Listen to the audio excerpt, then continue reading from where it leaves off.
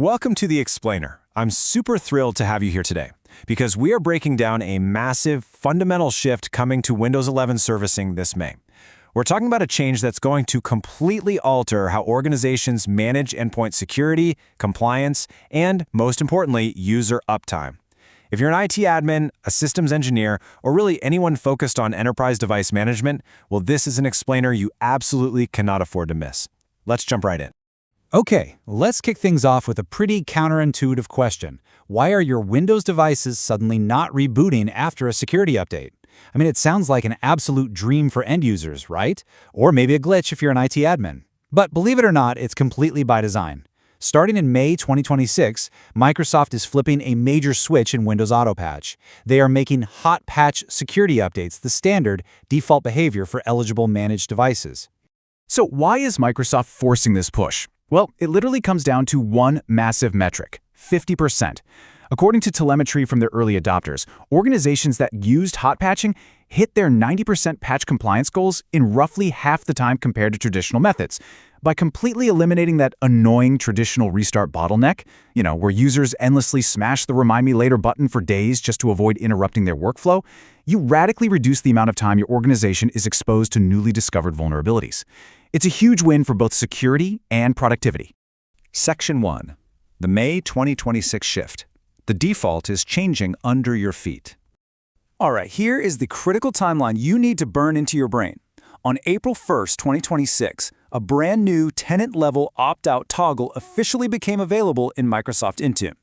Then, throughout the month of April, your devices absolutely must install the April Cumulative Baseline Update. Finally, we hit the ultimate deadline, May 11, 2026. This is when the first default Hotpatch deployment actually goes live for the May security release. The key takeaway here? IT teams must make explicit readiness decisions and configure their policies before that May 11th deadline hits. Otherwise, well, the system is just going to make the choice for you. Section 2. Demystifying in-memory patching, confronting the fear of the unknown. Let's pull back the curtain on the actual technology here. An in-memory overlay basically means the system is applying binary security edits directly to running processes right there in the device's RAM, completely bypassing the active files currently sitting on your hard disk. Think of it like this. It's exactly like changing the tires on a car while it's still driving down the highway at 60 miles per hour. The original files on your disk remain completely untouched until your next scheduled reboot, but the execution paths in memory, they are instantly secured against threats. Now, of course, this isn't black magic. It requires a very specific modern endpoint configuration to function safely. Take a look at these strict device eligibility prerequisites.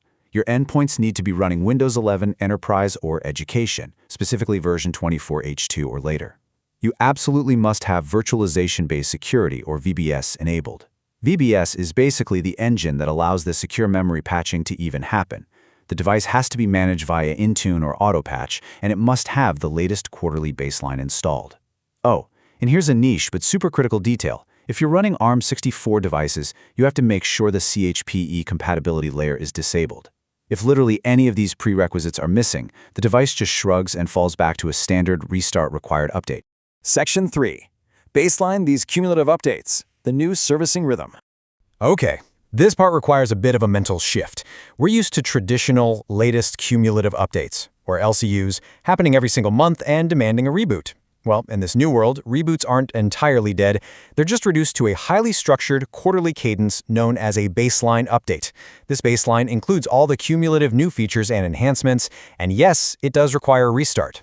Hotpatch updates, on the flip side, happen in the months between those baselines. They are purely security-only Delta updates, and they require absolutely zero restarts. When we visually map out the IT year moving forward, the new rhythm becomes crystal clear. Quarter 1 kicks off with a baseline in January. So, yep, a restart is required. But then February and March, those are Hotpatch months. Smooth sailing, no restarts needed. Quarter 2 resets the baseline in April, followed by a totally seamless, reboot-free May and June. It's essentially 1 month of baseline reboots, followed by 2 solid months of invisible, in-memory patching. This totally drops your required security reboots from 12 a year down to just 4. How great is that?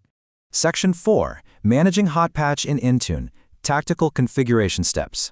Let's get tactical. Here is your exact playbook for the tenant-level default configuration. Over in your Intune Admin Center, you'll want to navigate down to Tenant Administration.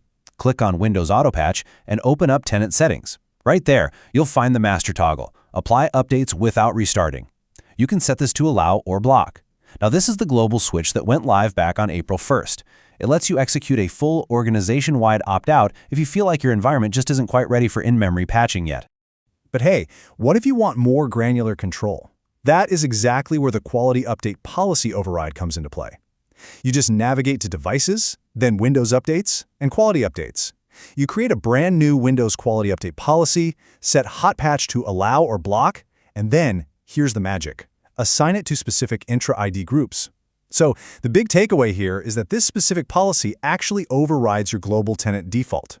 This is exactly how you can safely pilot hotpatching.